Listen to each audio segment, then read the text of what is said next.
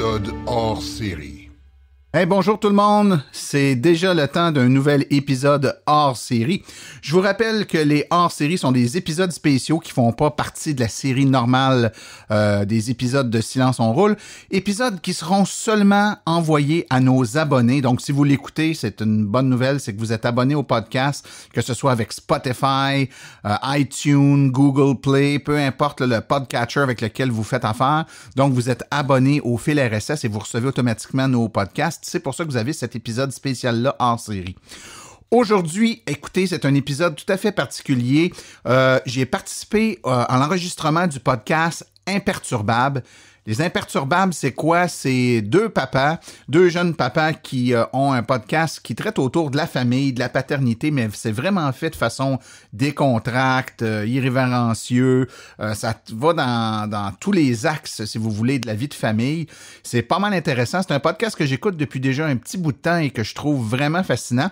Et puis, au cours de leur discussion dans les derniers mois, il y a eu des discussions entre eux au sujet du fait que les voitures, c'est un aspect important quand on a des enfants parce que, on le sait très bien, il faut se déplacer, ça prend de l'espace, ça coûte cher, donc ça fait partie des éléments là, à considérer dans une vie de famille normale.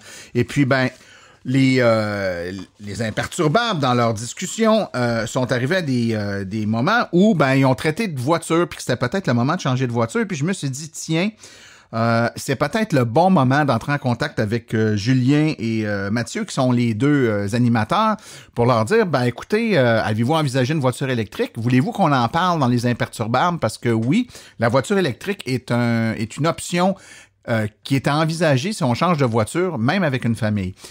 Alors, l'invitation a été acceptée et puis on a décidé de faire l'enregistrement dans mes studios.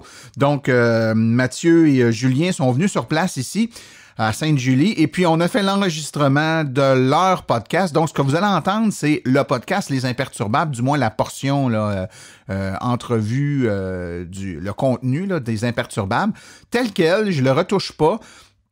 Et puis, ça va vous permettre de l'entendre, mais ça parle de voitures électriques de A à Z. Donc, on a là deux personnes qui connaissent un peu, mais pas tant que ça, les voitures électriques, qui ont des questions parce que ça devient pour eux une probabilité d'envisager l'achat d'un véhicule électrique comme nouveau véhicule pour leur famille.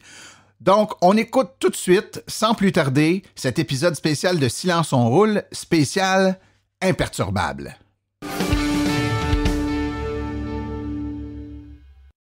Hey, salut Julien, comment ça va? Hey, ça va bien, toi? Ouais, ça va-tu mieux? Ça va mieux. J'ai encore ma voix de grenouille, là. Je sais pas que je fasse des pendant l'épisode. Je vais essayer de rester loin du micro, mais ça va. Okay. Hey, aujourd'hui, c'est vraiment le fun qu'on accueille notre invité parce que, juste petite introduction, on a souvent parlé de ma Fit 2007, que je suis donc fier de ma Fit 2007 puis que je veux garder ma Fit 2007. Je vais arrêter de le dire. Oui, t'avais investi dessus récemment, d'ailleurs. En me disant que ça allait me permettre de la garder plus longtemps. Mais là, elle a brisé. Mais elle a brisé de façon majeure. Je pensais que c'est la transmission. Fait que bref, ça nous a posé des questions cette semaine. Quand on va changer de voiture, on s'en va vers quoi? OK. Puis toi, comme tu veux rien laisser au hasard, tu as décidé d'inviter un gars pour parler de ça. Ouais, je me suis dit que peut-être ça allait me donner de l'information. Donc, on accueille ce soir Martin de Silence on roule. Bienvenue Martin. C'est cool que tu sois les gars. Oui, ça me fait plaisir d'être là.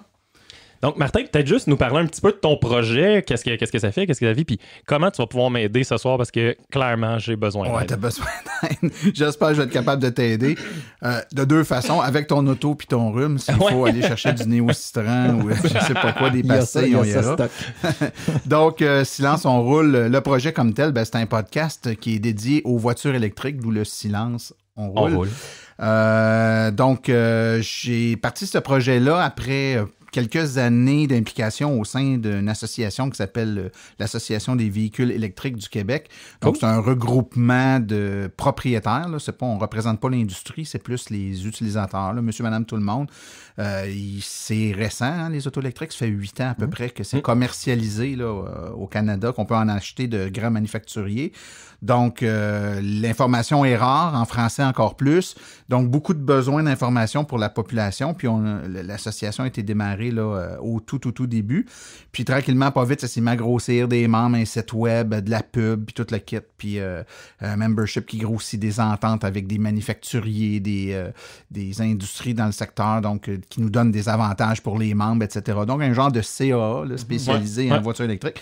Puis, à un moment donné, le podcast devient très populaire, puis on sent qu'il y a un besoin. Je donnais des conférences, mais on se rendait compte que c'était pas assez. Donc, au-delà des conférences, des événements sur place qu'on faisait, les gens voulaient avoir plus d'informations. J'ai dit, tiens, on va partir un podcast. Parce que je trouvais ça le fun, parce que j'étais très impliqué, je mettais beaucoup de temps.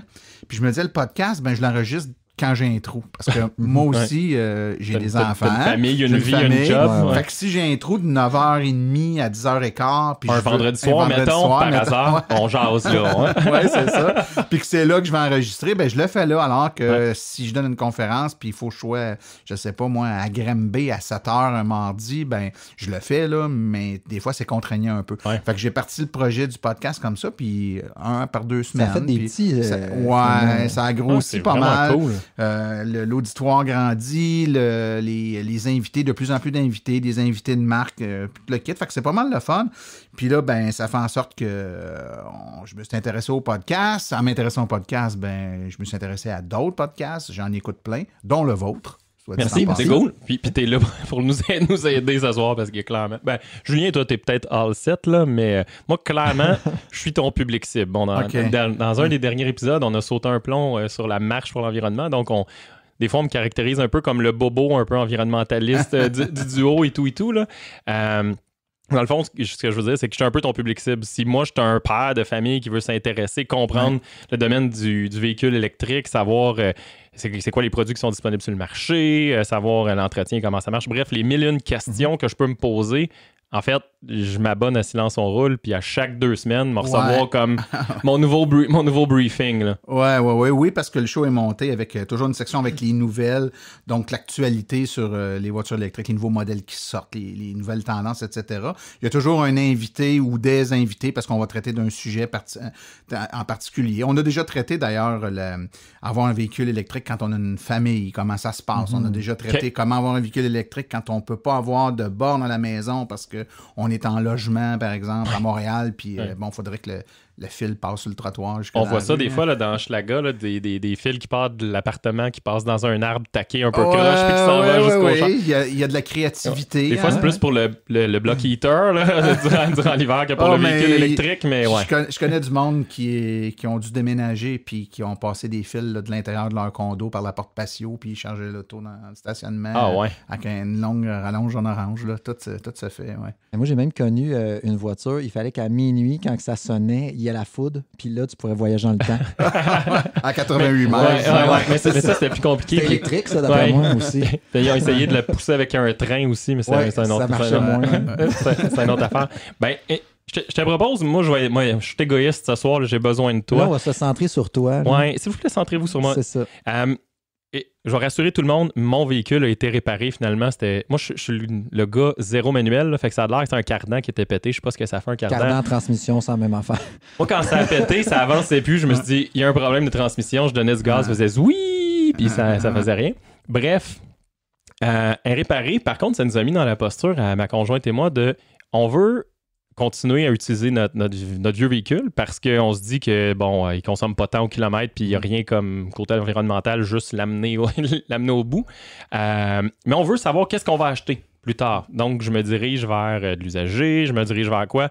Fait que la première question que j'aurais pour toi, c'est dans le domaine du véhicule électrique. Puis tu sais, on peut peut-être faire la distinction entre hybride puis électrique, là, mais dans le domaine de l'usager, ça existe-tu? Ça se trouve-tu?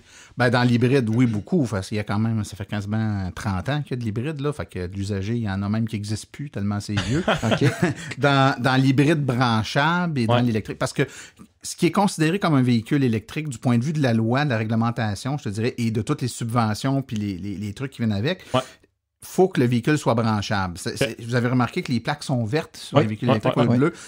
Une hybride, une Prius hybride traditionnelle, c'est pas un véhicule branchable. La plaque, elle va être bleue. Elle sera pas verte. C'est pas un véhicule électrique. Et t'as pas les avantages et subventions qui viennent avec les véhicules Passer électriques. sur le pont de la 25 gratuitement. Ce genre de petits perks-là qui est intéressant quand même. Hein? Mais pourquoi? Parce que dans la manière de faire, le moteur ou la batterie se recharge avec le roulement?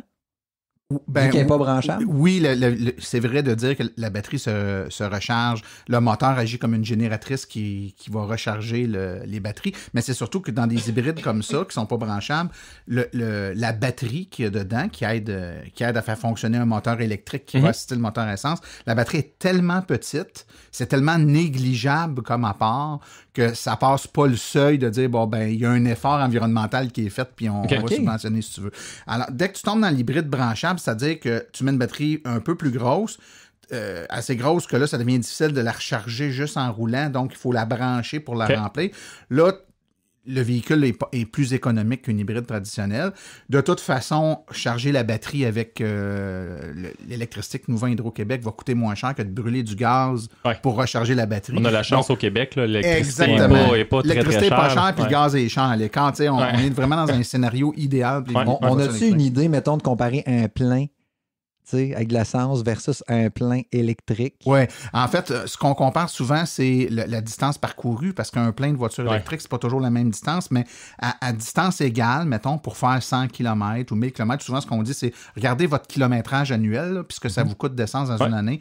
Généralement, ça va vous coûter environ 7 fois moins cher rouler électrique. Quand même. Donc, tu prends ta facture d'essence de l'année, tu divises par 7, c'est ce que ça devrait te coûter. En moyenne, au Québec, ça coûte 300-325 $ par année d'électricité sur la maison parce que c'est essentiellement la maison que tu te recharges là, à 90 85-90 Ça dépend des gens. Là. Il y en a qui sont beaucoup sur la route, ça va être plus à l'extérieur, mais le commun des mortels, c'est 85 à 90 % à la maison. Ça va lui coûter 325$ de plus d'électricité par année. C'est l'équivalent d'une tank à eau chaude à peu près. OK. En termes d'électricité. OK. Quand même, puis c'est quand même significatif. Là. Fait que sur mon budget, là, rough, règle du pouce, ça serait 7 fois plus petit que ce que ça me coûte en essence. Exactement. Exactement. Okay. Et cet élément-là, puis là, je veux dire, si on avait, si tu avais amené tous tes chiffres, là, on aurait pu le calculer. Là. Mais je l'ai pas. Ces chiffres, Mathieu. je l'ai pas vite. Mais mettons que je suis un consommateur moyen. Je fais pas beaucoup de kilométrage, là, mais je fais 10-12 000 km par année. 10-12 000, déjà, c'est pas beaucoup. Hein? C'est pas beaucoup de kilomètres. Le business case de rentabilité d'un auto électrique, c'est basé sur 2 critères, je te dirais essentiellement. Le premier, c'est le kilomètre. Parce que plus tu roules, plus tu brûles du gaz, donc plus tu vas en économiser en switchant à l'électrique. Puis c'est le prix du gaz. À 1,40 En ce moment, là, ça tourne dans le coin. Là. On flirte 1,50 quand ça va pas bien. Quand ça va pas bien, puis ça redescend à 1,20 à peu près quand ça va bien. Ben, c'est sûr que, mettons, à 1,10, là, comme ça a déjà été, ben, c'est plus long à thermiser une auto électrique qu'à 1,50. À 1,50, ça va pas mal plus vite. Fait que le montant de gaz que tu payes dans une année, c'est un critère important parce que c'est ce montant-là que tu vas remplacer par à peu près 325$ d'électricité. Puis la différence entre les deux, mettons, là, je regarde moi ce que ça me coûtait, c'était dans le bout de 3 000 $ par année d'essence. 300 quelques piastres d'électricité, fait que c'est 2700 piastres de différence. C'est ce 2700 piastres de différence que je vais venir regarder puis que je vais tenir compte quand je vais regarder le prix de la voiture. Je vais dire, la voiture électrique me coûte un peu plus cher, mais je chauffe 2700 piastres. En plus d'une subvention. Exactement. Puis là, il y en a 2 subventions en plus. Il y en a une au provincial, il y en a une au fédéral. 8 000 du gouvernement provincial, 5 000 du gouvernement fédéral pour 13 000 $. Ça c'est sur les neufs, par exemple. C'est que sur les neufs? Celle-là, c'est sur les neufs. Il y en a aussi sur l'usager, mais celle-là, c'est sur les neufs. Donc, mettons qu'un véhicule neuf qui coûterait, je dis n'importe quoi, là, on va dire 44 000, là, parce que la subvention fédérale à 45 000. Fait que là, ils ont, les manufacturiers essaient de vendre des autos qui coûtent 44 900. Là. Ils enlèvent l'allume-cigarette puis le tapis sur le pantalon pour le descendre juste en dessous. Ben, en fait, ce qui est sharp, c'est que le plus petit modèle de la gamme, donc souvent quand tu achètes une voiture, tu as le choix entre, mettons, la S, la SV, la SL ou la Premium. Là, bon. C'est souvent la distance qui change. Là, puis sur les voitures électriques, ça va surtout être... Non, ça peut arriver, mais généralement, c'est plus des options. Siège en cuir. Il va y avoir plus de gadgets dans le véhicule, comme un véhicule à essence. Il faut que le plus petit de la gamme soit en bas de 45 000. Fait que, mettons que le plus petit est à 44 900. Toi, tu pourrais décider d'acheter celui avec les sièges en cuir à 48 000, puis il va être subventionnable pareil, parce que le petit modèle est en bas du 45 000. Je comprends. Fait que, pourquoi je dis le 45 000? Ben, si tu enlèves 13 000 sur 45 000... Rendu à 32. C'est ça. Fait que là, c'est sur ce montant-là, en réalité, toi, le gouvernement, ce qu'il va faire, c'est qu'il va dire 45 000. Il va te charger les taxes sur le 45 000 parce qu'il n'est pas fou, il sait compter. Il veut calculer les taxes sur 45 et non pas sur 33. Après ça, il va appliquer le rabais. Puis ça, c'est le montant que tu vas financer ou payer cash si tu as bien de l'argent. C'est chanceux, hein? Ouais, c'est ça. Est-ce qu'il prévoit garder... Là, c'est un peu... bon, il y a du mouvement la spéculation électoral, là-dessus, tout ça, mais est-ce qu'il prévoit garder les subventions comme ça? Ouais. Ben, écoute, c'est dur à dire. C'est sûr que je te dirais que Andrew Scheer un peu moins de sensibilité à l'électricité. Je comprends pas. Que d'autres. Donc, mettons. Plus proche des sables bitumineux dans son électorat. Ne serait-ce que géographiquement. Ouais. Donc, qu'est-ce qu'il ferait? Je suis pas de ceux qui pensent que le lendemain des élections, il va couper ça, mais s'il y a à revoir ses programmes, moi, je ne mettrais pas beaucoup d'argent sur le fait qu'ils vont conserver cette subvention-là. Les autres partis sont un peu plus sont beaucoup plus ouverts à ça. Je pense qu'ils se rendent compte, de toute façon, c'est un peu de l'aveuglement volontaire parce que tout s'en va vers là. Ça converge, je veux dire, ça a l'air d'être un sujet sexy, là, s'acheter une voiture électrique. Il y en a beaucoup. As-tu vu le nombre de voitures électriques augmenter, mettons, dans les 2 dernières années? C'est fou, là. Avant ça, on l'identifiait. Hey, regarde, c'est une... Oui, il y a une plaque verte, c'est spécial. Maintenant, tu fais un peu d'autoroute, t'en croises 15. Il y en a 50 000 ces routes. Il y a une couple de pays qui ont emboîté le pas et qui ont dit d'ici 2030, il me semble que c'est ça, il n'y a plus aucun véhicule à essence qui va être vendu sur notre territoire. Exactement. Ce qui est quand même cool. Le secteur commence à bouger. Il y a certains pays où on enlève des stations-service et on les remplace par des stations de recharge. Au Canada, Petro-Canada commence à installer des bornes de recharge dans ces stations-service. Ils ne sont pas fous, là. Je veux dire, il faut vraiment être aveugle, solide, pour pas se rendre compte que tu es dans une business qui achève, là, concernant de l'essence. Je peux pas croire que...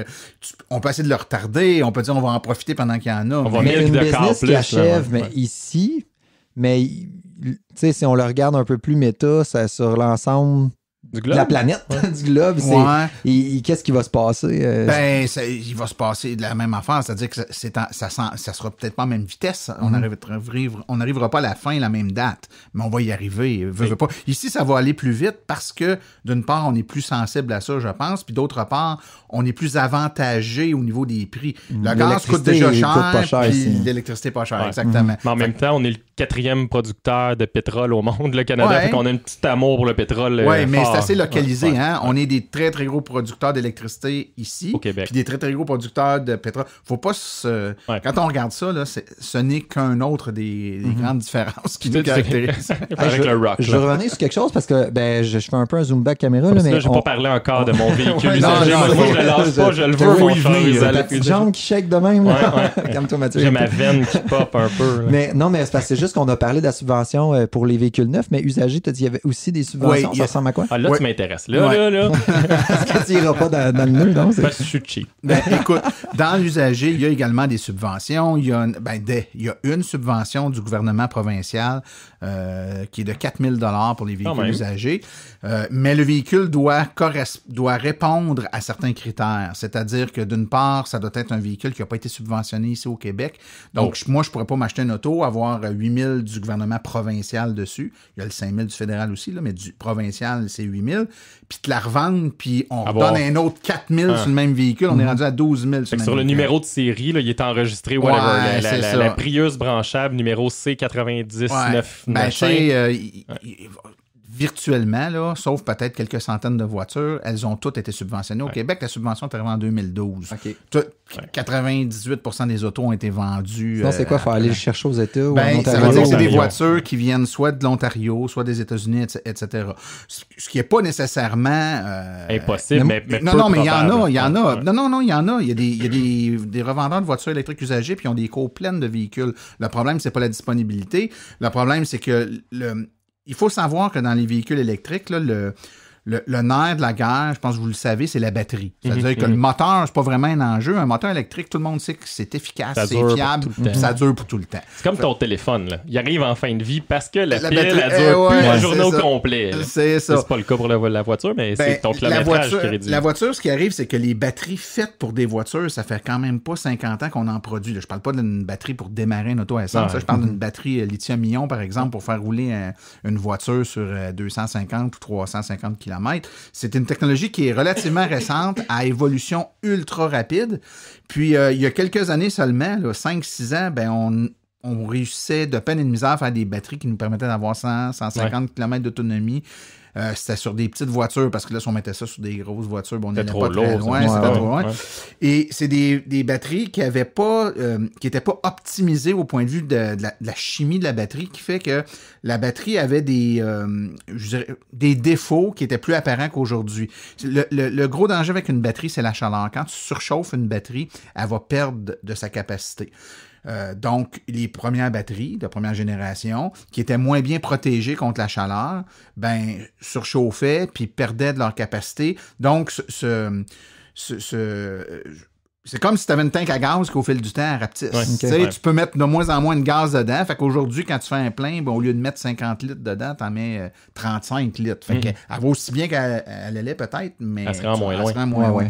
Puis ces voitures-là qui viennent des États-Unis, s'ils arrivent de la Californie, évidemment, je peux vous donner l'exemple du Texas, mais il n'y en a pas beaucoup d'auto électriques là-bas, mais de la Californie, il y en a en masse. Il y en a plus beaucoup. Des F-150 au Texas. Oui, c'est ça.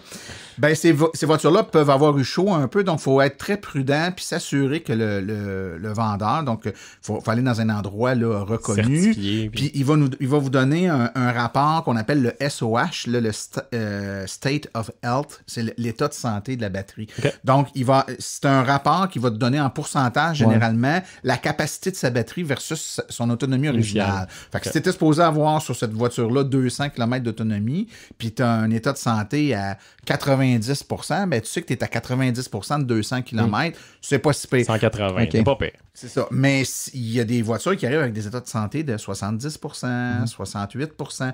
Peut-être que c'est assez pour tes besoins, puis c'est correct, puis l'auto, ça va être un deal parce que la batterie a perdu de sa capacité. Je pensais que c'était aussi le froid. Le froid, le chaud. Ouais, le froid l'abîmera pas. Le froid, ce que ça va faire, c'est que ma voiture actuelle, moi, qui fait à peu près 260 km l'été, quand il fait froid, elle descend 200 km, 190 km. Plus vite, là.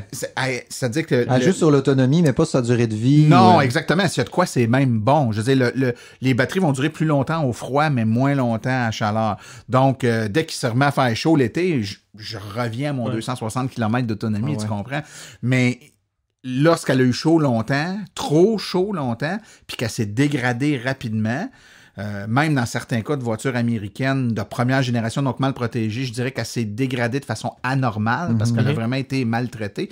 Là, c'est avec ça que tu ne vas pas te ramasser comme auto usagé. Fait qu'il faut vraiment que tu fasses, que tu vérifies. Tester via le State of Health. Exact. Donc, plus elle est récente dans le temps, là, on est en 2019. Si tu prends une 2011, ça commence à être vieux un peu. Si tu prends une 2013, 14, 15, puis que l'état de santé de la batterie est bonne, tu fais probablement un bon deal. Et là, si c'est une voiture qui vient de l'Ontario, mettons, qui date de 2015, puis que tu as le rabais de 4000, tu peux t'en sortir. Mais encore là, le manufacturier, puis c'est important de comprendre comment ça marche, la loi pour la subvention, elle dit que, premièrement, c'est pas monsieur tout le monde qui peut te vendre une auto. Là. Le rabais est applicable quand c'est un concessionnaire qui te revend une voiture usagée. Et le concessionnaire en question doit modifier le véhicule pour le rendre legit aux normes du Québec, donc les feux de jour, etc. Ce qui n'est pas le cas, ça vient des États-Unis. Donc, il y a des modifications physiques à faire sur le véhicule. Il doit également te fournir une garantie sur le véhicule. Donc, le manufacturier, lui, là, ce qu'il fait, c'est qu'il paye un voyage à un véhicule qui part, mettons, de la Californie ou de l'Oregon. Il paye une ride en troc. Il l'amène à Montréal. Il l'inspecte. Il le modifie. Il te donne une garantie. Fait qu'il va tout inclure ça dans le prix. Fait que ça coûte rough 4000 pièces. Fait qu'il te le charge 4000 pièces de plus. C'est pas moi qui le dis. Mais ça se pourrait que ça soit ça qui se passe.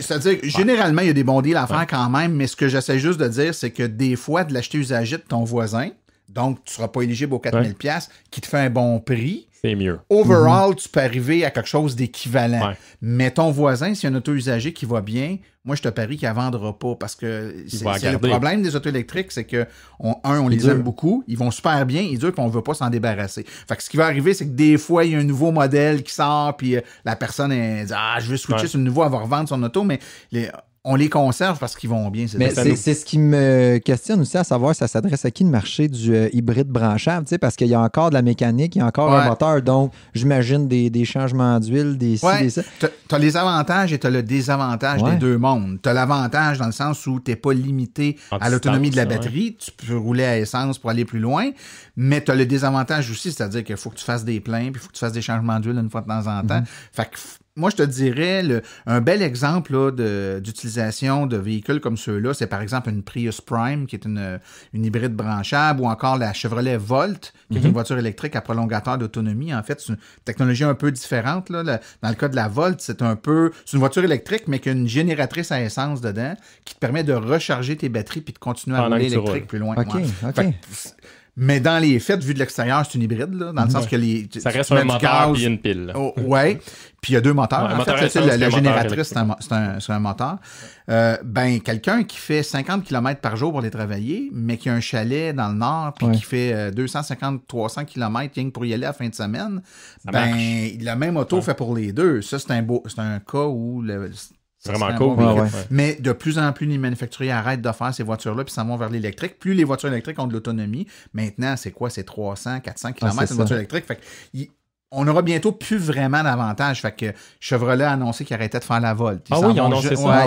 C'est les dernières productions, là, ils n'en feront plus. C'est dur à trouver une Volt, là, même dans le temps. Il n'y en avait pas beaucoup. Il y a eu des passes, il n'y en avait pas beaucoup. D'autres passes, il y en avait un peu plus. Mais chez Chevrolet, c'est pas trop pire. Il y a des manufacturiers qui sont plus qui limite un peu plus sa production que ça. Ouais. Fait que dans l'usager, si je reviens à ton besoin, je focus sur ton besoin, il y a certains manufacturiers, pas manufacturiers, mais garages d'usagers spécialisés en véhicules électriques usagés qui vont se faire un plaisir là, de montrer un différent modèle. Dans leur cas, à eux, ils vont avoir généralement des modèles pour lesquels la subvention s'applique. D'autres, peut-être, pour lesquels elle ne s'applique pas, mais... La même série, même truc, qui vont être à côté de l'autre. Ça pourrait. Ça dépend de... Puis là, quand tu vas pas chez un vendeur de coin de rue, mais vraiment là, une place reconnue avec des gros noms, là, ils vont te donner des états de santé de la batterie, tu vas avoir une garantie, ils vont te faire essayer le véhicule, ils vont regarder tes besoins, puis ils vont te suggérer le véhicule qui est le plus adapté là, à ton rythme de vie, je dirais.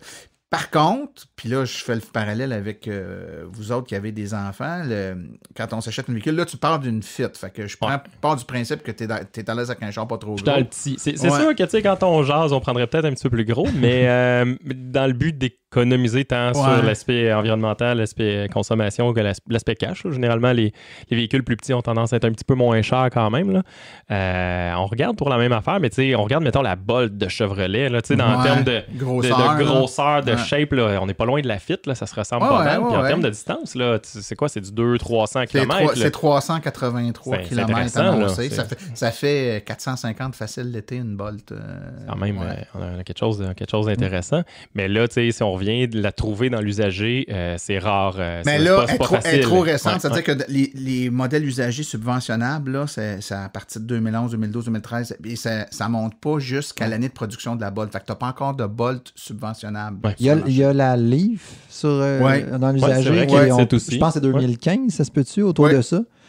C'est vrai. Puis il n'y a pas le LED. C'est pas super sexy comme véhicule, mais c'est quand même c'est juste que je trouve qu'ils se vendent quand même relativement cher sur le marché de l'usager. Tu sais, quand tu peux avoir une neuve avec la subvention, en tout cas, j'ai de la misère à faire mon choix. En fait, c'est l'arme à double tranchant de la subvention. C'est-à-dire que pour nous, notre point de référence, c'est le prix d'une auto sur lequel on a enlevé 15 000, parce que dans les faits, pas 15 000, 13 000, parce que dans les faits, on a 13 000 de subvention si on s'achète une Leaf. Fait que si on veut acheter une voiture qui vient d'ailleurs que du Québec, donc qui n'est pas subventionnée, nous, on s'attend à ce qu'elle coûte 13 000 de moins plus une dévaluation. Mais le 13 000 de moins, c'est pas vrai ailleurs. Fait que là, quand tu compares avec un véhicule qui vient d'ailleurs, c'est comme si tu as... finalement, c'est peu différent, je vais en acheter une neuve et c'est beaucoup ce qui arrive. Parce que les gens disent, là, tu sais, pour 3 000 de différence, j'ai un char de 3-4 ans ou je peux avoir un char neuf. Regarde, tu regardes sur ta mensualité, ça ne change pas grand-chose, on va y aller avec le neuf. Fait que souvent, c'est ça qui arrive. Puis corrige-moi si j'ai tort, mais tu disais tout à l'heure que les propriétaires de véhicules électriques ont tendance à les garder longtemps. Tandis que, tu sais, le classique, sinon, c'est les gens louent une voiture, puis après 3 ans, la redonnent, puis là, le concessionnaire la vend. Moi, c'est ça que j'ai fait avec ma Fit dans le temps. J'ai pris un retour de location. Ça, dans le milieu du véhicule à essence, il y en a des pelletés. Là. Il y en a des tonnes et des tonnes. J'ai l'impression, puis c'est là, corrige-moi si j'ai tort, qu'au niveau du véhicule électrique, il n'y en a pas tant. Des véhicules d'un 2-3 ans, retour de location. En fait, c'est que pour avoir la subvention, parce qu'elle s'applique aussi sur la location, tu peux pas louer juste 2-3 ans. OK, c'est un 5 ans. Tu peux, mais tu n'auras pas la même subvention. Donc, les gens vont y aller plus longtemps, 4 ans, 5 ans, pour avoir la pleine subvention. Fait que quand il y a un retour, c'est une voiture qui a quand même quelques années.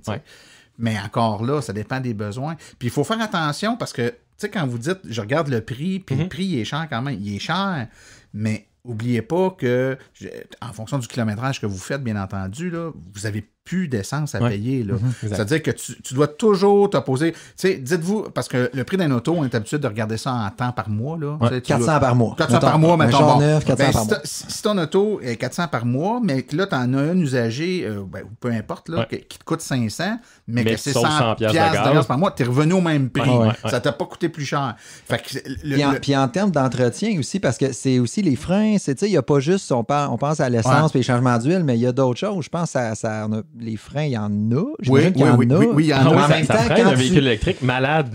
Ils ont mis des freins là-dessus. Ils ont mis des freins. C'est cool la technologie. Non, mais en même temps, l'électrique, ça se conduit différemment. J'ai une adaptation à faire parce que quand tu tires, tu relèves le pied, ça freine. Là, oui, tu as raison. En fait, il y a des freins, mais je te dirais que les freins sont très peu sollicités sur une voiture électrique parce que tu sais, un moteur électrique, quand tu envoies de l'électricité dedans, il tourne.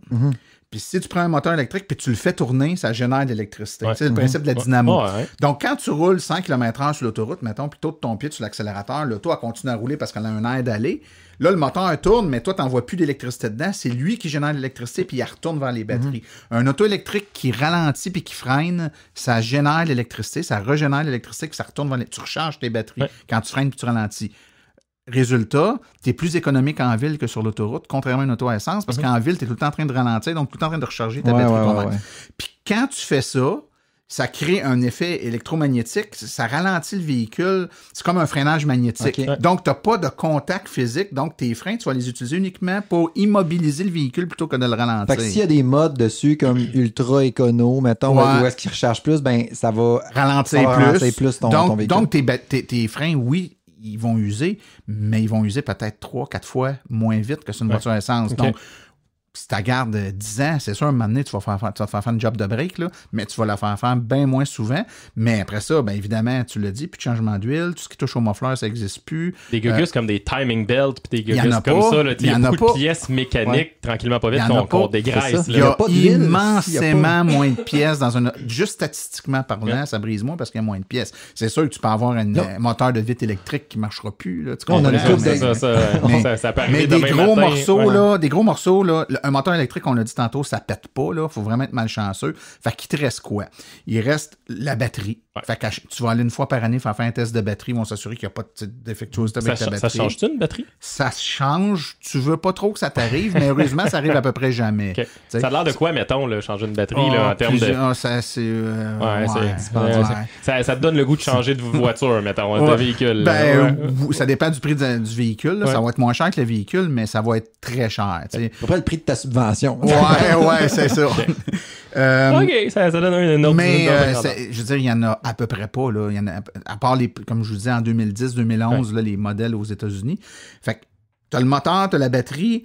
Ensuite, tu as un chargeur embarqué parce que ta prise là, à la maison, c'est pas ça le chargeur. Le chargeur, il est dans le véhicule. En fait, c'est juste une boîte de jonction qui te permet d'envoyer de l'électricité dans le chargeur qui est dans le véhicule. On se comprend. Ben, ce chargeur-là pourrait briser. C'est excessivement rare aussi. Après ça, il n'y a plus grand-chose. Là, il y a une couple de garagistes qui viennent capoter Saline.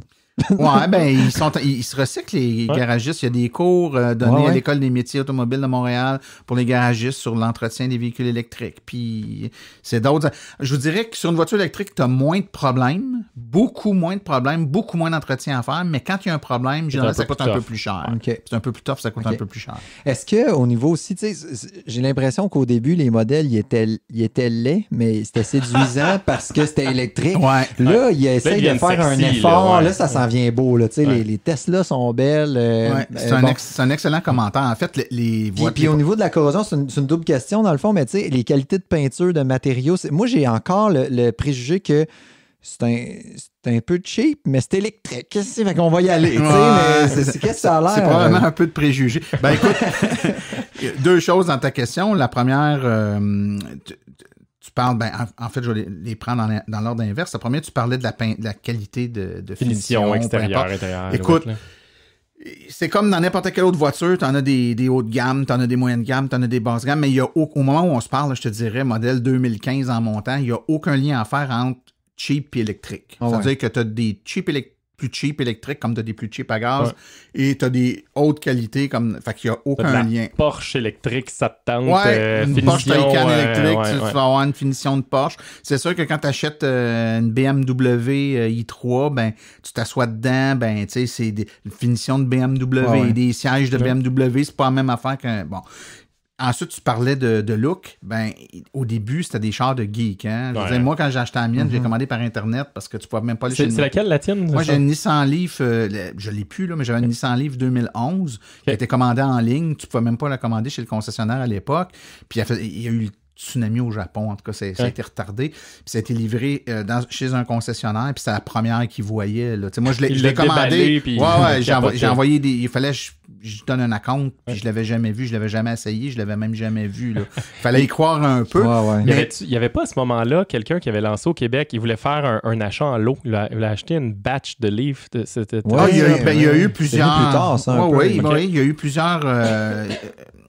il y a eu des achats de Leaf, des achats de Soul, il y a eu toutes sortes de trucs qui se sont faits là, d'achats en batch, mais là, au début, c'était difficile à avoir. Maintenant, les concessionnaires peuvent... En tout cas, plusieurs peuvent en avoir. Ils n'en ont pas beaucoup à la fois, mais ils peuvent en avoir. Là. C'est un problème de volume actuellement parce qu'il y a beaucoup de demandes. En fait, il y a plus de demandes qu'il y a d'autos. Plus de gens qui veulent en acheter. Il y a des listes d'attente à peu près partout au moment où on se parle. Fait que ça me ramène à si je me dirige vers remplacer la Fit par un véhicule électrique neuf, je suis mieux de commencer à penser me mettre sur une liste d'attente à quelque part, tu sais. C'est ça. Tu vois qu'il aime ça l'imprévu, Mathieu, il dit bien ça. Ça pourrait, en tout cas sur du neuf, je te dirais assurément, il y a certaines marques plus faciles à obtenir. Des Leaf 40 kWh, c'est assez facile à obtenir. Des Chevrolet Bolt, c'est assez facile à obtenir. Mais si tu veux avoir une Volkswagen e-Golf, bonne chance. Avec c'est 12 mois facile avant de l'obtenir. Évidemment, des fois, ça peut aller plus vite parce qu'il y a des gens qui sont sur une liste d'attente depuis une éternité, qui se sont achetés d'autres choses, puis là, quand ils se font rappeler, ils disent « Ah non, je la veux pas ». Fait que là, il y en a une qui vient de tomber disponible. Des fois, les vendeurs vont sur des groupes Facebook. « Hey, j'en ai une en stock, elle est noire, le premier arrivé, premier servi », puis généralement, tu comptes jusqu'à 3. Puis c'est fou ça, parce que c'est un domaine où le vendeur, justement, il y a pas de vente à faire. Il y a juste le produit existe et il se vend. Il n'y a pas besoin de... Tu l'annonces encore aujourd'hui. Là, il y a un vendeur sur une page là, qui est venu dire regarde, j'ai reçu tel modèle. Puis écoute, tout de suite après, tu as vu, là, ça a passé de 0 à peu près 12 commentaires en 2 minutes. Je le veux. Je t'appelle en privé, donne-moi ton numéro de téléphone. Puis c'était réglé. C'était fait, là. Parce que les gens, ils attendent. Il y a des gens qui donnent leur nom chez 3, 4, 5, 6 concessionnaires. Puis tout dépendant des concessionnaires, des fois, il faut donner des acomptes. Ils donnent des acomptes partout. Ils donnent un 1000$. Puis là, quand il y en a une qui est prête, là, ils viennent annuler leur réservation ailleurs. Ils récupèrent leurs 1000$ partout. Ils ont quand même immobilisé pendant 6 mois, 3, 4, 5 000$. Puis tu sais, c'est comme quand ils ont lancé la Tesla Model 3. Là, je pense dans la première journée ou je sais pas quoi, ils avaient ramassé... je me rappelle plus, 10 millions, 100 millions, c'était complètement débile. Il y avait 100 000 réservations. À 1000$. C'était plus que 1000$. C'était plus 1000$, je me rappelle plus comment c'était. Là. Mais ouais, c'est ça. Mais ça va vite, là. Mais c'est de la capitalisation assez vite faite. Hein? Ça aide à produire les premiers modèles. Ouais, ça sert à builder une usine. Mais tu sais, ta question originale, Julien, c'était au début, les modèles étaient plus ou moins esthétiques. En tout cas, étaient un petit peu plus rough. C'était plus geek. Plus c'est rendu grand public maintenant. Puis, tu vois, la Thérèse peut s'acheter une botte, puis elle fit tout à fait dedans. Les nouveaux modèles, tu fais plus la différence là, entre un modèle à essence et un modèle à gaz. Ça a vraiment évolué. Juste comme ça, est-ce que des fois, tu participes à certains essais routiers et tout ça? Souvent, oui. Laquelle vient te chercher? As-tu le droit de te prononcer? Laquelle faut que j'achète? Non, mais écoute, oui, je peux me prononcer. Là, je peux me prononcer en partant, je vais te dire que les voitures électriques, en général, sont toutes impressionnantes. Parce que des fois, c'est une petite... Tu sais, tu parles de la Fit, là. Va essayer une Chevrolet Spark. Chevrolet Spark, c'est pas mal la même chose. Pas mal la même affaire. Mais essaye une Chevrolet Spark électrique, tu t'en reviendras juste pas. C'est probablement l'une des voitures électriques qui a le plus de torque. Évidemment, je fais abstraction des voitures haut de gamme. Là, tu prends une Tesla P100D, c'est sûr que ça déménage plus qu'une Spark. Ça se peut aussi que ça fasse un peu plus la job. Tu vas au démarrage, il y a bien des Mustangs qui vont rester en arrière de toi. Là, ça peut être drôle quand même. Entorcher une Mustang sur un coin de rue dans ta Spark. Ouais, c'est ça. Salut! Avec tes 2 enfants en arrière. Fait que c'est assez impressionnant, mais je te dirais que je surprendrai personne en disant que le confort et la puissance de conduite d'une Tesla, même la moins sportive du lot, reste une expérience qui est complètement dans une catégorie à part. Tu peux difficilement, sur à peu près tous les aspects, comparer les véhicules électriques et la Tesla. Ils sont tellement dans une classe à part. Ils ont réfléchi la voiture comme étant quelque chose qui devait être électrique de la première vis de l'ingénierie jusqu'à la dernière, alors que les autres, c'est des adaptations de lignes de production puis une ingénierie revue. Adaptée. Ça reste que c'est une voiture qui est technologique, qui est design, qui est aussi un peu de luxe. Même leur petit modèle, ça reste que c'est plus luxueux que la Chevrolet Spark dont on parlait tantôt. C'est vraiment, faut l'essayer une fois, là, une accélération d'une voiture Tesla qui a le mode qui appelle le Decrus, là, qui réussit à faire des accélérations. C'est 3.3 secondes. Ouais. Fait qu'on comprend-tu que tu as changé ta livre pour une Tesla? Non. Ah non, tu t'es retenu? Oui, je me suis retenu. C'est ça, une question de budget, des fois. Pour toutes sortes de raisons. Là. Puis je te dis pas que j'en aurai pas un jour, mais pour l'instant, non, j'en ai pas. C'est quoi le modèle que tu as actuellement? Une Nissan Leaf. OK, t'as la j'ai une 2018. Là. Okay. J'ai une 2018. Mais écoute, tu sais, si j'avais à rechanger aujourd'hui, pas sûr nécessairement que ce serait celle-là. Peut-être pas. Il y a des voitures qui m'impressionnent beaucoup puis qui sont pas nécessairement des modèles très, très chers. Une Hyundai Ioniq. Hyundai est belle. C'est probablement le meilleur rapport qualité-prix du marché actuellement, la Hyundai Ioniq. C'est hyper performant. C'est performant du point de vue utilisation, un peu comme on dit, tu sais, 100 litres, je fais 2,8 litres au 100, je fais 5 litres au 100. Ben, une voiture électrique, c'est le même principe, là. C'est le nombre de kilowatts nécessaires pour faire 100 km. Ben, est hyper efficace. Avec une batterie plus petite que bien des modèles de voitures, tu as autant, voire plus d'autonomie. Parce qu'elle est super efficace dans l'utilisation de son énergie. Elle se charge super vite sur les bornes rapides. C'est vraiment là, une super belle voiture, puis ça marche au bout. Puis c'est pas un modèle, tu dis Hyundai Ioniq, ça sonne pas... super sexy. Non, c'est une voiture qui se démarque vraiment. Dans le range de prix, ça a de l'air cool. C'est dans les mêmes prix que je te dirais une Nissan Leaf ou une... on est dans les... over 30, mais en bas de 40, mettons. Ça dépend des modèles. Je dirais plus aux alentours de 40. 38 à 40 000 $, dépendant des options. Puis ça. T'enlèves après ça les subventions. Oui, tout à fait. Mais, OK. Puis là, je change ma fit là, demain matin avec les enfants et tout. En termes d'utilisation au quotidien, puis c'est sûr que ça dépend toujours qu'est-ce que tu fais. Fais-tu beaucoup de routes, etc. Là, mais tout à l'heure, on est rentré dans ton entrée. Tu as un véhicule électrique, un véhicule à gaz. Qu'est-ce qui détermine laquelle des deux tu vas utiliser? Pourquoi tu as besoin du véhicule à essence encore? Je te dirais, l'oubli le plus... l'oubli, on peut pas le savoir dans le fond quand on se lance là-dedans. La gaffe qu'on fait, c'est que c'est facile de dire, mettons, dans un couple, tu as 2 autos, puis tu dis, je vais en remplacer une par une auto électrique. C'est clair que tu sais que tu vas économiser avec l'auto électrique en gaz parce que tu n'en mettras plus de gaz dans l'auto électrique.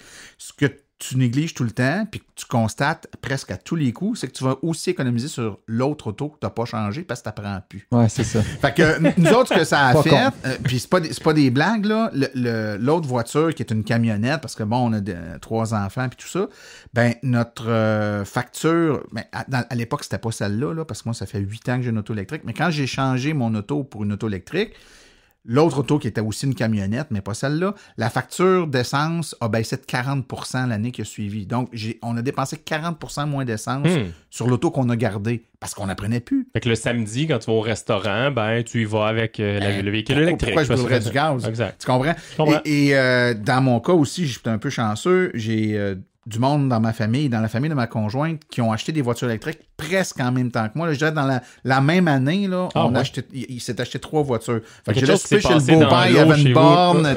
Partout où j'allais, il y avait une borne. Fait que fait que même si j'allais chez le beau-père qui reste plus loin, ça arrive nord, puis en temps normal, l'hiver, ça aurait été un peu tête d'aller chez lui puis de revenir. Ben là, c'était pas inquiétant parce que j'allais là, je me branchais, on soupait, on passait la soirée, je revenais, mon auto était full charge, je m'en revenais jusqu'à la maison puis ça finissait là. Fait que vraiment, ça a un impact. Puis c'est tellement agréable à conduire que moi, je vais te dire, la camionnette, là, il y a 2 raisons pour lesquelles je la prends. c'est si je vais acheter de quoi qui rentre pas physiquement dans la livre. Tu t'en vas chez Ikea, t'achètes l'armoire hyper grosse à un moment donné. Mais ça arrive quoi, 3-4 fois par année, mettons? Puis ça n'a rien à voir avec le véhicule électrique. C'est non, juste que c'est un plus petit véhicule. Dans ma fête non plus, ça rentre pas. Exactement. Puis l'autre raison, c'est quand je vais aller en vacances vraiment très loin avec la famille. Donc, on est 4 ou 5 dans le véhicule, du stock de camping, des valises. Ben là, c'est parce encore là, c'est une question d'espace, mais aussi pendant les vacances, souvent, tu vas aller beaucoup plus loin aux États-Unis. Puis là, je vais pas avoir à composer avec le fait qu'aux États-Unis, il n'y a pas encore autant de bornes de recharge qu'ici, fait que c'est un peu plus tricky parce que ça peut t'obliger, dans certains cas, à prendre une route qui n'est pas la route la plus courte, mais qui est celle sur laquelle il y a des bornes pour te permettre... alors qu'ici, on n'a pas ce problème-là. La majorité de la population va faire combien de kilomètres en une run? Parce qu'à un moment donné, c'était l'espèce d'angoisse de je vais finir... mes 20 derniers kilomètres à pas de chauffage, pour économiser, pour être sûr de me rendre. La nuit pour sauver de la pile. Mais en même temps, c'est une autonomie. Mettons, les pires modèles donnent une autonomie d'autour de combien de kilomètres? Maintenant, sur les voitures neuves, t'es à 200 km. C'est 200 km dans une journée. C'est 2 heures. Le déplacement moyen, là, le average commute... distance là, pour un Canadien moyen en 2018, c'était 60 km. C'est-à-dire qu'en moyenne, on ne fait pas plus que 60 km par jour. Ça veut dire que tu vas travailler à 20 ou 30 km de la maison. Tu reviens, ou mettons à 20, tu reviens, ça fait 40, mais tu fais des commissions après ça dans la soirée. C'est 60 par jour. Bien sûr, il va y avoir une sortie une fin de semaine, tu vas aller plus loin, mais je veux dire, le day-to-day, là, c'est 60 km. Fait à deux voitures... 90% du temps, ça correspond à tes besoins. Moi, j'ai une voiture, ma conjointe a une voiture, on n'a pas le choix, on travaille dans des directions opposées. Là. Mais c'est sûr qu'il y en a un des deux qui fait moins que 60 km par jour. Tu sais, les autos, maintenant, mettons, on va dire 200 km d'autonomie. Il faut que tu travailles loin de la maison en maudit pour dire, je peux pas avoir une voiture électrique. Puis si toi, tu peux pas, fort probable que ton conjoint, ta conjointe, elle, ça marcherait. Tu sais. Fait il y a au moins une des deux autos qui peut switcher, puis ça marche. Puis moi, quand je l'ai fait, je disais à ma blonde, s'il y a des journées qu'il faut que j'aille trop loin, je te laisserai l'auto électrique. Puis je pense, tu travailles à 10 minutes de la maison. Puis finalement, on s'est rendu compte qu'on n'a à peu près jamais eu besoin de le faire, mais c'était sécurisant de savoir que j'avais un plan B, mais finalement, je me suis rendu compte que j'avais des bretelles puis une ceinture. T'sais. Moi, j'étais un peu triste parce que toi, c'est une possibilité que tu là, plus je passe du temps à jaser avec Martin, plus j'ai juste le goût de m'acheter une Tesla. La Tesla, je veux dire, c'est tout le temps une question de priorité, le budget. Là, tu mets le budget où tu veux. Achète-toi une Tesla. J'ai pas le goût de concentrer. C'est quoi une coupe de 1000 de plus? Mettons un 20 000 de plus, là, facile. Mais tu vas pouvoir me la prêter. Je vais te donner 2000.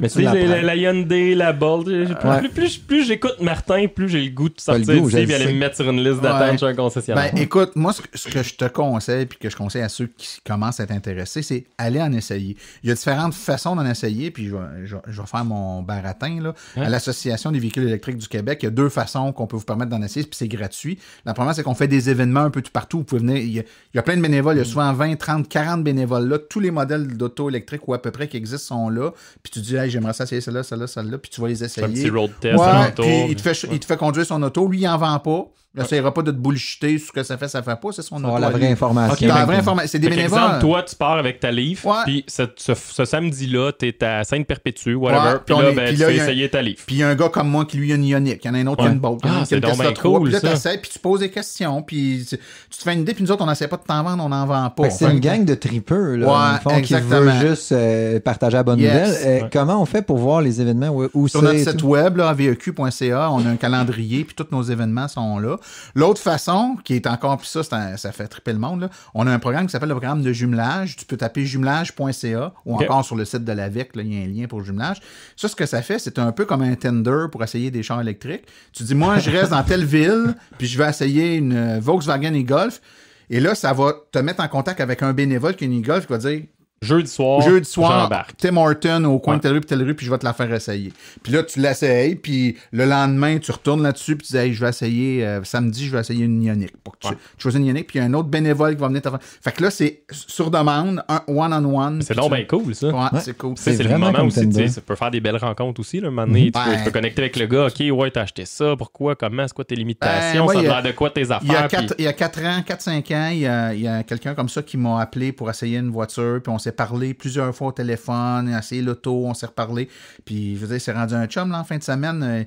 Il vient chez nous, on va souper ensemble, puis c'est rendu un ami, tu sais. Ouais, ben, tu sais, t'as des valeurs communes, puis il est devenu communs, bénévole à l'AVEC, parce qu'une fois qu'il a eu son auto, ben, il dit, moi aussi, là, je veux permettre aux gens d'essayer. J'ai profité de ce système-là, au sens positif de la chose, je vais rendre. Mais c'est vraiment cool, ça, parce que, tu sais, c'est un peu stressant, puis, tu sais, on n'achète pas ça tous les jours, là, des voitures, puis là, c'est un changement. Tu sais, moi, je suis vraiment pas un gars de char. Fait que, tu sais, quand je me mets à vouloir magasiner des voitures, c'est clair que j'appelle mon père, mon oncle, tu sais, le monde dans la famille qui sont un petit peu plus manuel, puis je m'en vais voir mon bon vieux garagiste pour qu'il fasse l'inspection, pour qu'il me dise, ouais, ça a du sens ou pas.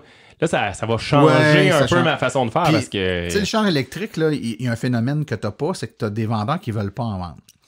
Parce que, ils n'en ont pas beaucoup en stock. Fait que si tu en vends un, ils te mettent une liste d'attente. Un vendeur, il faut que tu comprennes que dans un concessionnaire, ils sont payés à la livraison. Fait que s'il te vend un auto puis que tu as sur une liste d'attente de 8 mois, lui, il n'y a pas de paye avant 8 mois. Puis ça se peut que dans 8 mois, tu sais comment ça marche un concessionnaire, il va te rendu dans un autre concessionnaire. Il n'aura jamais eu son argent. Fait que lui, il veut te vendre un char qui est en stock parce qu'il veut que tu le ramasses. Il veut du roulement sur sa cour. C'est normal, c'est comme ça qu'il gagne son pain. C'est pas un reproche, c'est de même que le système marche. C'est ça le modèle. Fait qu'il y en a qui vont te sortir des raisons pour te dire que c'est pas une bonne idée d'acheter l'auto électrique que tu vas acheter, là, puis ils vont te revirer vers un auto à gaz parce que c'est ça qu'ils veulent te vendre. Puis qu'il y en a une dans la cour, justement, elle est disponible là. Tu pars après-midi avec. Exact. Puis je te dirais, t'as aussi l'inverse. T'as l'autre qui en a des modèles, puis qui va te faire croire que ça fait des affaires que ça fait pas pour que tu apprennes puis que tu partes avec. L'avantage d'avoir quelqu'un de neutre comme un bénévole de l'AVEC, il va te dire ce que tu n'as pas le goût d'entendre, peut-être, parce qu'il va te dire la vérité. Non, ça fait pas ce que tu. Il n'y a pas des ailes, puis ça passe pas au fleuve en volant. Exact. Mais en même temps, ce que ça fait de bon, il va te le dire, ce que ça fait de bon. Fait que là, tu as vraiment là, juste de quelqu'un qui l'utilise à tous les jours pour aller travailler. Pas quelqu'un que... Parce qu'il y a bien du monde qui l'ont dans leur garage, puis ils l'ont essayé une ou deux fois. Il y a eu les specs qu'il a fait, Mais vivre avec, c'est une autre affaire. Là, tu parles avec des gens qui l'utilisent. Ben, offrez-vous ça, le service? Mettons, là, je regarde peut-être dans l'usager ou des trucs comme ça, puis j'ai juste besoin de parler à quelqu'un de OK, j'aurais tel type de modèle, puis je veux pas un commitment, là, je veux pas quelqu'un qui me le certifie, je veux juste quelqu'un qui me dit finalement, ce deal-là, il est pas pire, touche pas à ça. Là, la aile de la batterie, c'est trop bas, ça marchera pas pour toi. On l'offre de façon, je te dirais, un peu de différentes façons. Sur notre site, on a des forums de discussion thématiques par modèle d'auto ou par sujet lié à l'électromobilité. Tu vas dire, moi, je me cherche tu vas pas dans un forum pour un modèle parce que tu sais pas encore quel modèle tu veux. Il y a des forums plus généraux. Tu vas dire, regarde, j'ai une famille, j'ai 2, 3 enfants. Voici mes déplacements atypiques. Puis là, tu vas avoir des gens qui vont venir t'aider, qui vont te donner des conseils. Puis après ça, quand tu commences à te resserrer, tu dis c'est un peu plus. Je regarderai ça. La Ioniq. Puis là, tu peux aller dans le forum d'Ioniq. Puis là, il y en a qui ont des familles. Puis il y a plein de monde qui vont venir. C'est là où je suis jaloux. Il a dit, tu sais, j'ai une famille, 2, 3 enfants. 4, moi, j'ai 4. Puis le forum, probablement, qu'on me répondrait, désolé, je peux pas t'aider, bébé. Y en a-tu des vannes? Ben, c'était un peu ma prochaine question. En fait, il y a la Pacifica.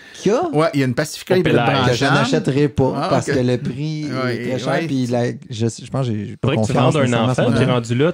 Je tomberais à 3 enfants, fait que je pourrais m'acheter. Il y a le Mitsubishi Outlander aussi. Ah ouais, pour vrai. Tu vois. PHEV. Mais en fait, tu sais, comme j'ai dit tantôt, les batteries étaient petites il y a de cela pas très longtemps. Tu es obligé de mettre des petites autos si on voulait faire au moins 100 km.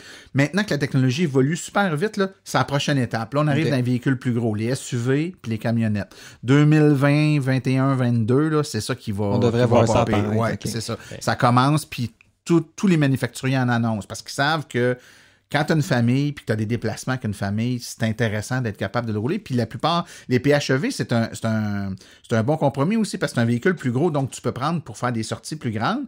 Mais un véhicule qui aurait 50-80 km d'autonomie tout électrique, puis 550-600 avec l'essence, ben ça te permet probablement d'aller travailler toute la semaine sans mettre une goutte d'essence.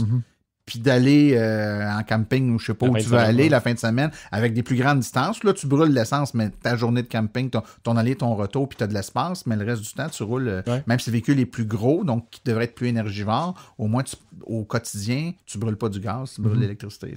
Est-ce qu'il y a une question qui vient avec ça? Après ça, vas-y, man, elle va être bonne ta question. Ouais, c'est ça. Mais il y a aussi, tu sais, quand on a un gros véhicule, oui, c'est pour la famille, pour le transport, tout ça, mais il y a aussi comme la capacité de remorquage. Mais là, ils sont-ils confrontés à ça ou Ça, c'est le gars qui a une tente roulotte qui parle. C'est ça, l'affaire. Les gars de camping, hein? Ou des roulottes, ou des... C'est correct, Julien. Je vais acheter un char électrique, mais j'ai un Baja. Tu sais, qu'est-ce que je fais? Premièrement, j'étais un peu bizarre. C'est un Baja? C'est un genre de gros... Doom buggy, genre. Un gros cigar boat avec 2 moteurs, puis qui dépense comme 100$ de gaz pour 10 minutes. Anyway. Il y a effectivement pas beaucoup de véhicules. Premièrement, c'est beaucoup des petits véhicules, les véhicules électriques jusqu'à date. En tout cas, là, ça commence à grossir. Il n'y a pas encore beaucoup de véhicules avec des capacités de remorquage intéressante. Quelqu'un voudrait tirer une roulotte, mettons, quelque chose du genre. Mais ça s'en vient. C'est aussi la prochaine... C'est sûr, tu as la Tesla X qui permet de le faire, mais là on est comme... Faire un rein, man. Un enfant. On est bien... mais il y en a qui... C'est un choix. Exact. Il y en a qui n'ont pas 4 enfants, mais qui ont une Tesla X. Il y en a un, mais ils peuvent tirer leur roulotte avec leur char électrique. Humain, ça coûte plus cher 4 enfants qu'une Tesla X. Mais tu vois, je savais même pas, même au plan de l'ingénierie, ça doit être assez compliqué aussi de faire en sorte que tu peux remorquer avec un moteur électrique. Non, c'est pas. C'est quand même. Ça peut quand même être assez fort, mais il faut comprendre que un moteur électrique, tout comme un moteur à essence, plus ça force, plus ça consomme. Puis étant donné qu'on est encore dans des autonomies qui sont pas astronomiques, ben on a comme pas une marge de manœuvre pour pouvoir se permettre de consommer trop. Puis quand tu consommes beaucoup, c'est quand tu tires des grosses charges. Quand tu tires des grosses charges, surtout pour le récréatif, c'est quand tu t'en vas en camping, tu as des distances à parcourir. Fait que là, t'as comme un... Là, faut que tu tires des grosses charges pendant longtemps. Fait que là, puis l'infrastructure de recharge est en train de se construire. Les véhicules vont se charger de plus en plus rapidement puis vont avoir de plus en plus d'autonomie, mais on est encore dans quelque chose qui est, comme je dis depuis tantôt, il y a 8 ans, ça débutait là. C'est là, moi, que je réagis parce que moi aussi, j'étais un peu geek, c'est barre sur bien des affaires. Puis quand je commence à magasiner du stock, je suis le genre de gars qui m'informe, qui regarde, puis là, qui se dit, le prochain modèle va sortir, puis là, je vais attendre, puis il se renouvelle à tel cycle.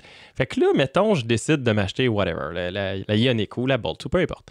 Mais là, il y a le modèle 2020 qui s'en vient, puis là, il y a le modèle 2021, puis là, je vais attendre parce que peut-être que le modèle 2021 va faire n'importe quoi, 30 km de plus d'autonomie, ou je sais pas. Ça se peut. Parce que justement, la pile au graphite, truc va sortir. Limite, là, mais tu sais, je veux dire, la technologie est en mode, elle explose en ce moment sur cet aspect-là. Fait qu'à chaque année, il y a souvent des pas de géants. Ouais, t'as raison. Comment tu fais pour.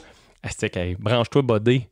Vas-y, là, saute dans parade. C'est le même défi il y a quelques années quand on s'achetait un ordinateur. On disait, je l'achèterais pas. Ça le Pentium, le truc va sortir. Exactement. Mais à un moment donné, tu te dis, ça fait 2 ans que je dis ça, puis là, je suis rendu avec un enfant qui avance plus. Puis, dans le cas de l'auto électrique, souvent, ce qu'on fait là, dans des événements, on a toujours une couple de maniaques de chiffres là, qui arrivent, on a des chiffriers, puis on a des tableaux sur notre site web, vous pouvez y aller, là, des comparateurs, tu dis ce que tu as comme auto, le prix que ça vaut, les paiements, puis ça compare.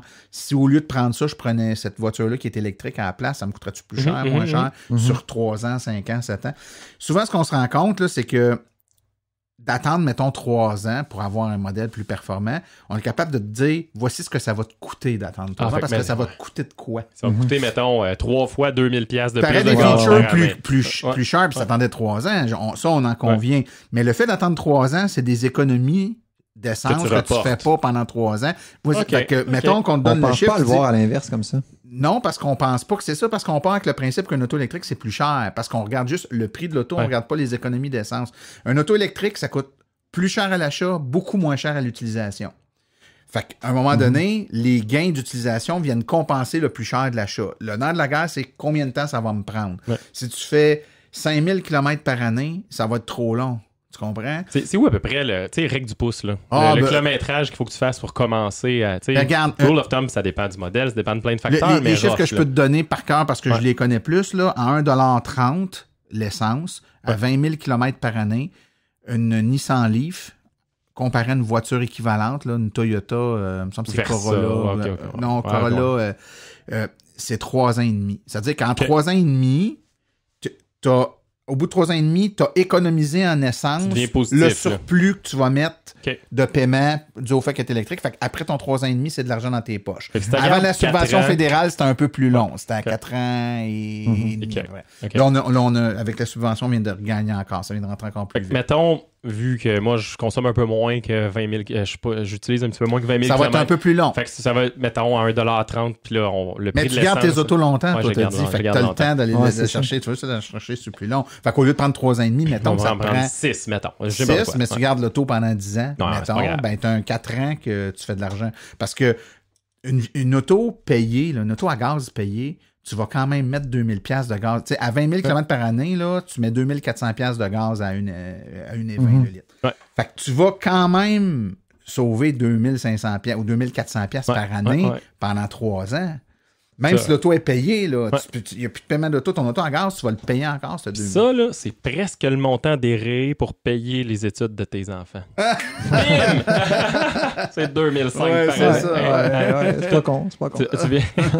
Non, mais dans le fond, tu réponds à ma question. En fait, l'axe que tu amènes, je te demandais initialement, la peur de manquer le prochain modèle cool, il va-tu avoir un gap tellement significatif que là, c'est qu'il faut que je l'attende? Parce que, puis ton exemple est parfait, là, c'était ça dans le temps avec les ordi. Puis c'est encore ça. Mais si ta question, c'est est-ce qu'ils vont être plus hauts dans 2-3 ans? Là, c'est sûr, oui, parce que là, à un moment donné, ça va ralentir un peu. Quand les autos vont toutes faire 600-700 km avec une batterie, là, c'est plus un problème. On ne mettra plus des batteries que tu peux faire 2000 km. Ça va prendre 3 jours à la charger. Je veux dire, à un moment donné, ça n'a plus de bon sens. Fait qu'on va atteindre une certaine stabilité, mais on n'est pas là. Là, on est encore là, c'est des marches. 2 ans, 2 ans et demi assez stable, puis tu pognes une grosse marche. On vient d'en pogner une grosse marche. Là. On a passé voiture aux alentours. Ça le rassure. On vient de pogner une grosse marche. Là, mais ça, tu vas t'acheter un char l'année prochaine. Finalement, il n'y aura plus de roues. Ils vont voler. Ouais, fuck. Là, c'est les voitures, là, c'est une voiture neuve. Là, il y a des plus petits modèles, mais je te dirais qu'il y a une tendance de voiture entre 3 et 400. C'est cool, là, 400. Je veux dire, là, c'est aller à Québec, puis rester là, passer ta journée, charger, revenir, puis il n'y a pas de problème. Là. Tout à fait. Cool. Ah, mais faut que j'arrête de te parler, tu vas me faire dépenser. Sinon, c'est cool. Même que moi, ça me remet en question sur aussi... tu sais, je rigolais avec le fait que je peux pas vraiment avoir de voiture électrique pour l'instant. Puis tu sais, je réfléchissais parce que là, présentement, tu sais, ma blonde est beaucoup à la maison, il y a moins de déplacements. Moi, je travaille, moi, j'ai un vieux Accord 2003. Tu sais, c'est vraiment... Mais il est payé. Tu sais, c'est toujours séduisant là, de se promener avec un char payé. Puis on fait pas beaucoup de millage non plus. Avec la deuxième voiture, presque pas. Mais je me dis en même temps, tu sais, là, je suis déjà en train de réfléchir à la dévaluation de ma fourgonnette. Ouais. Puis, tu sais, tu me dis, dans pas si long, il va y avoir des modèles plus de choix pour des 7 places. Fait que, tu sais, c'est intéressant, pareil. Là, ce que ça me dit, c'est que dans 2-3 ans, tu vas être là. On commence à économiser tout de suite. Le marché s'en va là, définitivement. Puis l'étape aussi qui vient, c'est vraiment les camions, là, l'équivalent d'un F-150 puis tout ça, là, parce que c'est des véhicules qui travaillent souvent sur la route beaucoup, qui gaspillent beaucoup de gaz. Fait que là, il y a des grosses économies d'énergie à faire à utiliser des véhicules électriques pour le transport de marchandises, entre autres. Tu sais, un camion, il y a un magasin de meubles qui a acheté dernièrement un véhicule électrique, en fait, un camion de livraison pour les meubles, qui est électrique.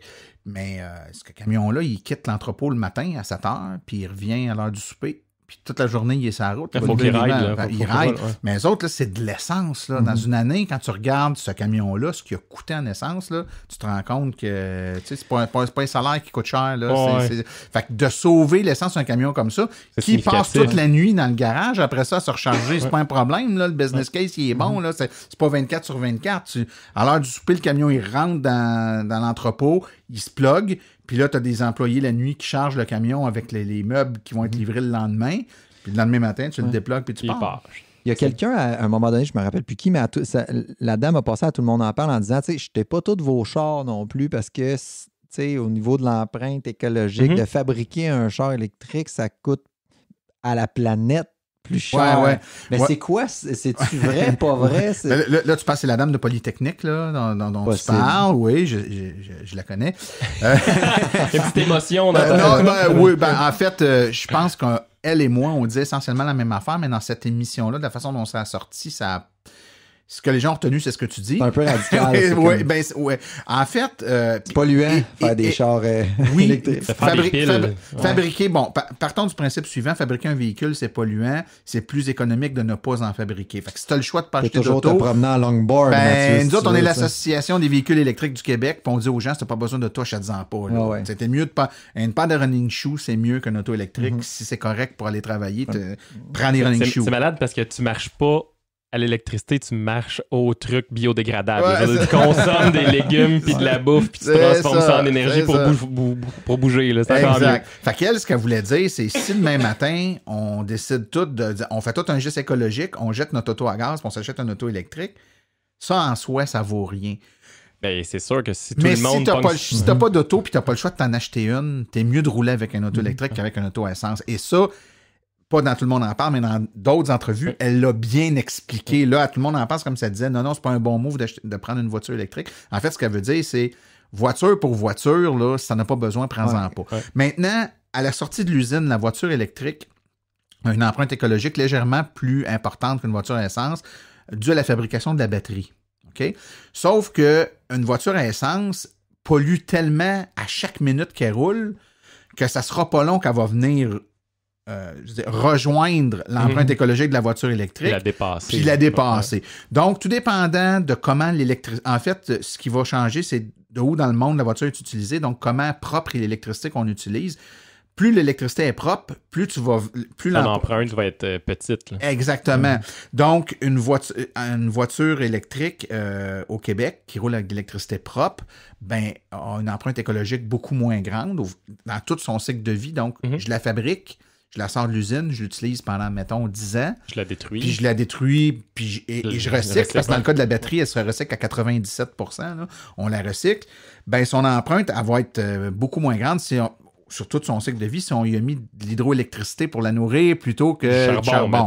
Bon, mais c'est sûr que si tu sors une voiture électrique, par exemple une Volt, puis tu sors une Cruise, qui est essentiellement la même auto en termes de motorisation, en tout cas de style d'auto, là, puis à la sortie de l'usine, t'es scrap tous les deux, l'auto électrique, c'est triste parce que tu as une empreinte écologique plus grande, puis tu n'as pas laissé le temps de rattraper. Exactement. Ouais. Mais au Québec, tu fais quoi, 30 000 km, en 20-30 000 km, puis tu as rattrapé. Fait que, mettons que tu... 30 000 pour moi, c'est 3 ans, tu sais. Mais pour plein de gens, c'est un an et demi. Ouais. Fait que ça va quand même assez vite. Mais c'est un peu ça qu'elle voulait dire, la madame. Ça veut dire qu'on veut pas transformer ça en voiture big. T'sais. On veut pas prendre des chars et les changer parce que... Non, mais je me doutais aussi un peu, mais l'idée, c'était...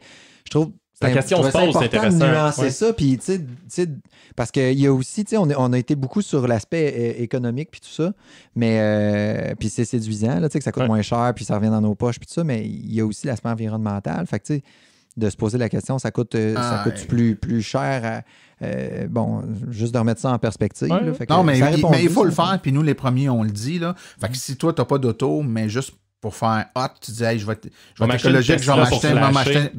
Non, si tu n'en avais pas besoin avant, tu n'en as pas plus besoin, c'est plus écologique de ne pas en acheter. Mais si tu n'as pas le choix d'avoir un véhicule, puis que tu ne peux pas prendre le transport en commun, ce qui sera encore mieux, le transport en commun électrique, parce que ça aussi, ça commence, ça s'en vient. Laval a des autobus 100% électriques. Si tu n'as pas le choix d'avoir un véhicule pour rouler en solo parce que ton rythme de vie t'oblige à ça, t'es mieux de le prendre électrique que de le prendre à essence, ça c'est certain, puis c'est vrai partout dans le monde. C'est même vrai aux États-Unis, là où l'électricité est plus sale, sauf que ça va leur prendre plus de temps à la rentabiliser que nous autres, c'est tout.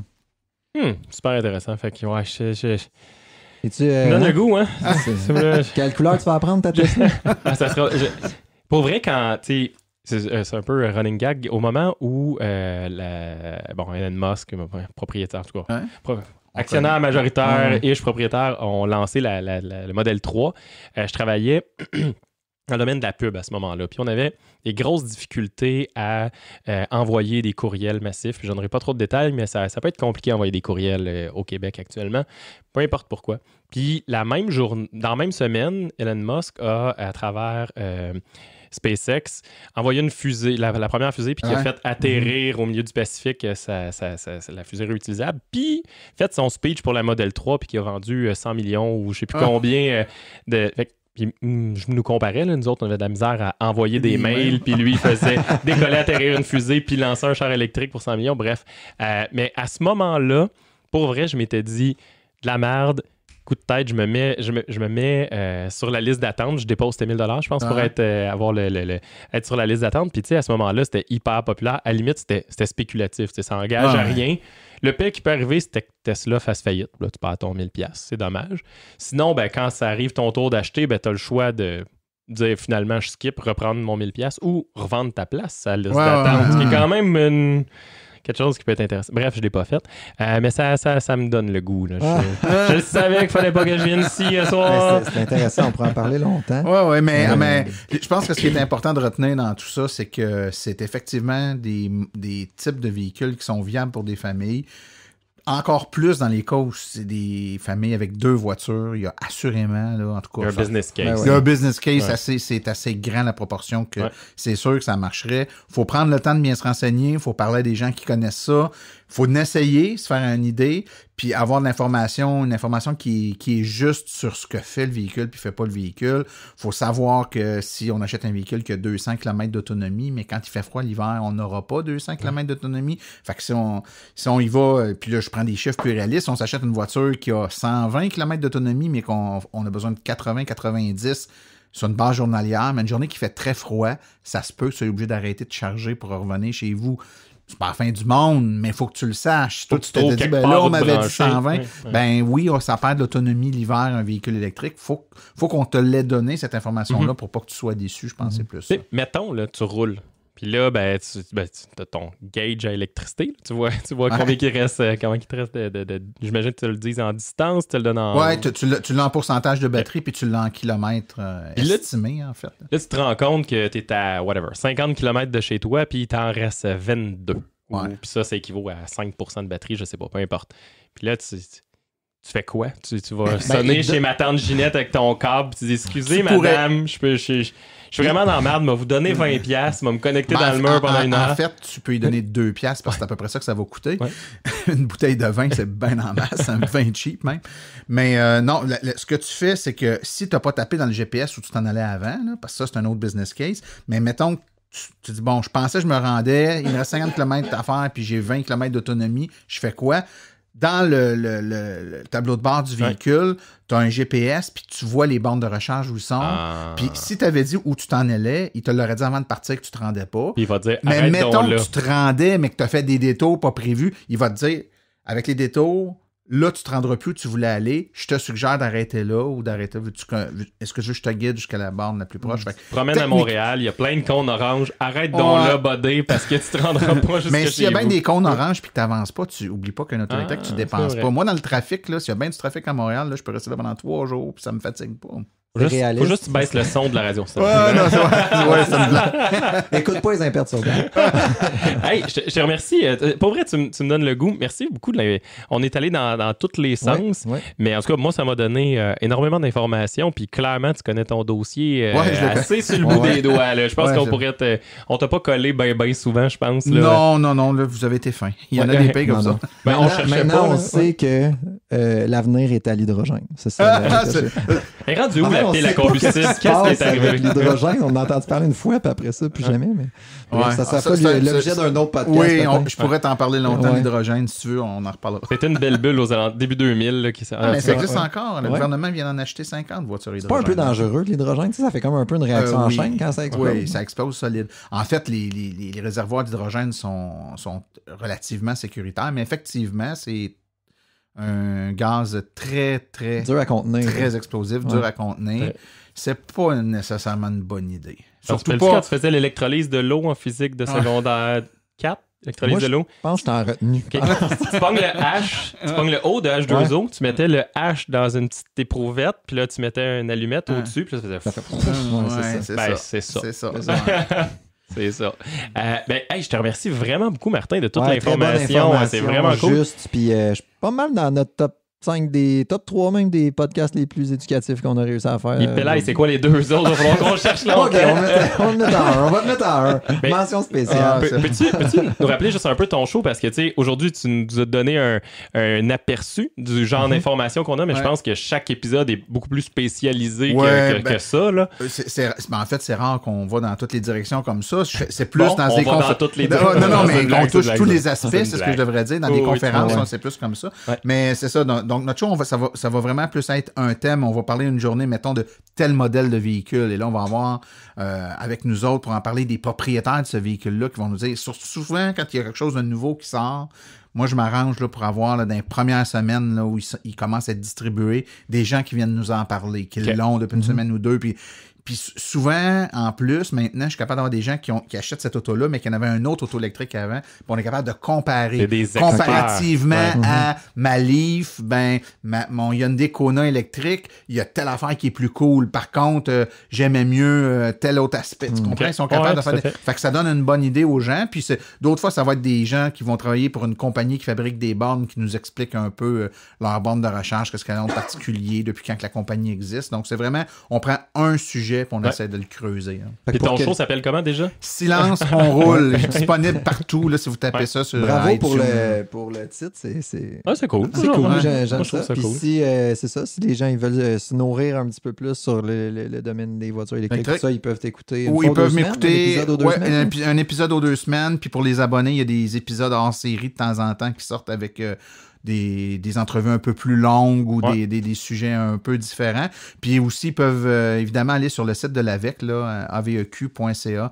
Là, c'est vraiment comme la référence, on va avoir toute l'info. Il y a des guides d'achat. C'est quelqu'un qui veut commencer à magasiner, mais qui ne sait pas par quel bout de pogner ça. Là, on lui donne toute l'information sur ce qu'il doit regarder, à quoi il doit faire attention.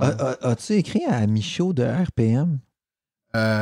J'ai jasé souvent avec lui, mais j'ai jamais écrit, non, pas.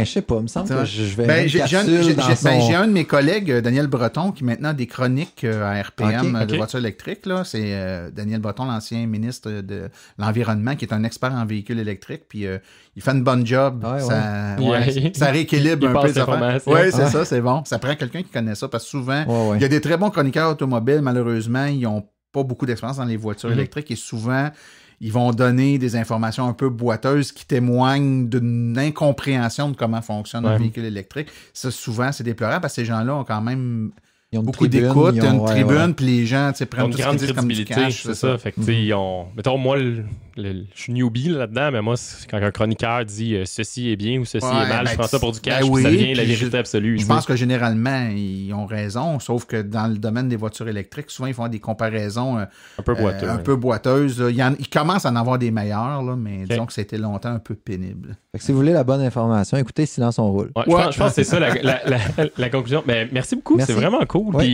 ça a été bien fin, les intéressant. On était dans ton studio aujourd'hui, puis on est tous un peu jaloux là, que tu as une pièce dédiée à ça. Là. Moi, ce que je comprends... Tu vas acheter une Tesla puis tu vas avoir un studio à l'intérieur de ta comme c'est super bien isolé, ça serait écœurant. Mais en fait, ce que je pensais plutôt, c'est m'acheter une Tesla puis économiser tellement sur l'essence que je vais pouvoir m'acheter une plus grosse maison. Je pense que ça sera pas possible. Hein? On fera le business case après le show. J'ai une heure de route avec. Merci Martin. C'est bon. Merci. On remet ça. Ciao. Bye.